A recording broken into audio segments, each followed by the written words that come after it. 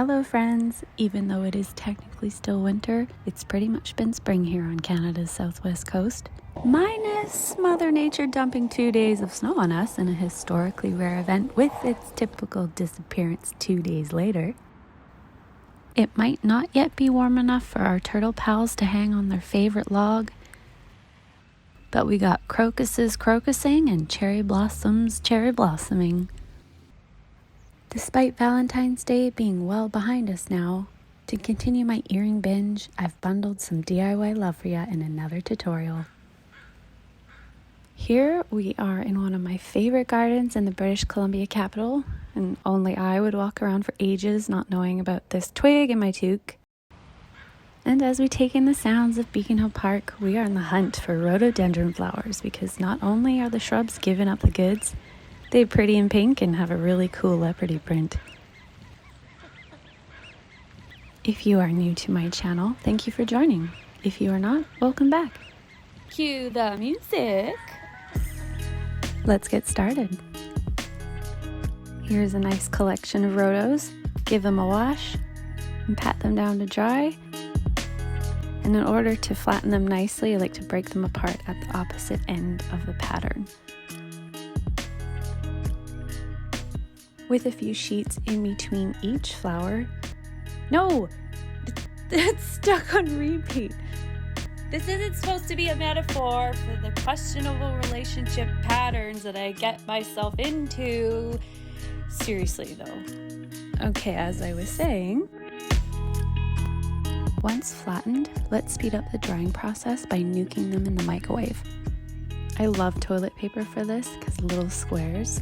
It will absorb the moisture, and then you want to put something ceramic and flat on it so that the heat is distributed evenly. Let's start with 1 minute on high and then check at 30 seconds to prevent burning.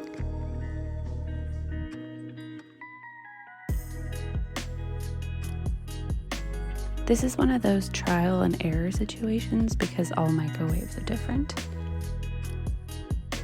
I'm not quite satisfied, so let's add more paper and more time in the microwave.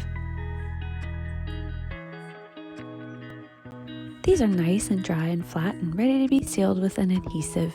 Unfortunately, there's some browning, but nothing we can do about it now. Mod Podge is my go-to. Sealing helps maintain the color. It's best to apply these layers incrementally in at least 2 coats. It will not work if you drench it.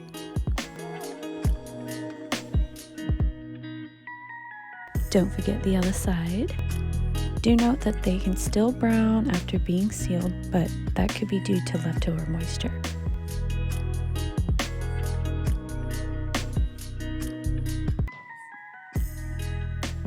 Now let's make sure that the pattern, which is the focus of the earrings, looks good with the sealant on both sides. I'm satisfied. Are you satisfied? Here's an effective way to make a heart stencil.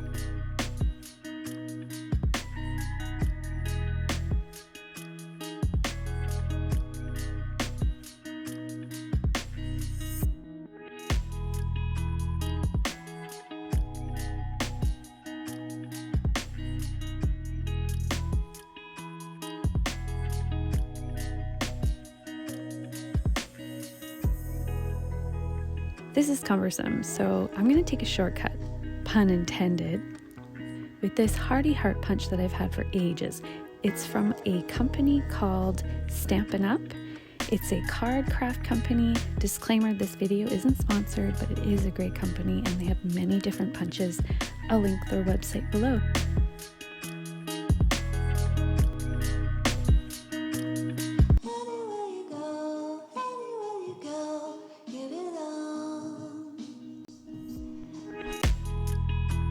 Don gloves.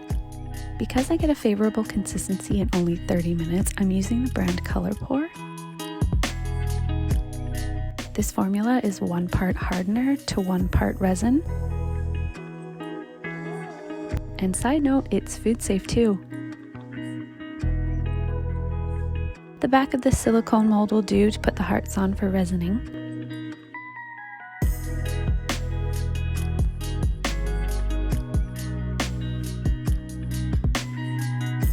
I would have preferred a little less viscosity here, but I will compensate that with a little bit of patience.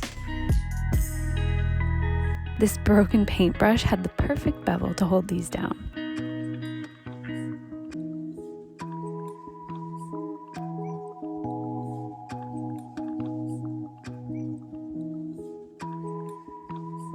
Mess around with it a little bit. After that is cured, a nail file works perfectly against those imperfections. I suppose I could have waited until refining both sides to start sanding, but here we are. Now flip them over and resin the other side.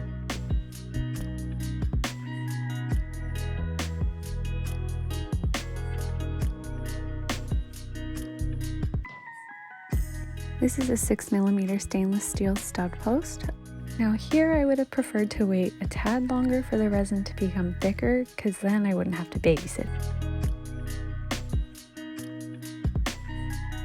Here's some sticky tack that's protected by some wax paper. I need a sturdy base for the studs to put on the last refining layer of resin. You can see here that I've sanded some imperfections. This is what I love about resin. It's buildable. Last resin batch. Screw the popsicle stick. I just found this adorable little spoon that I didn't know I had in my kit.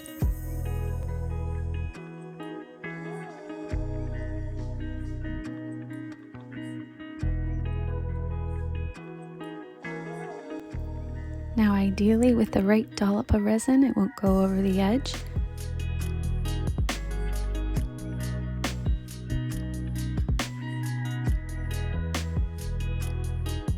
"12-ish hours later, I'd say the back looks good. Check out this ear candy. Don't go breaking my heart-shaped earrings." Be happy and healthy, y'all. Thanks for watching, and I'll see you in the next video. Bye!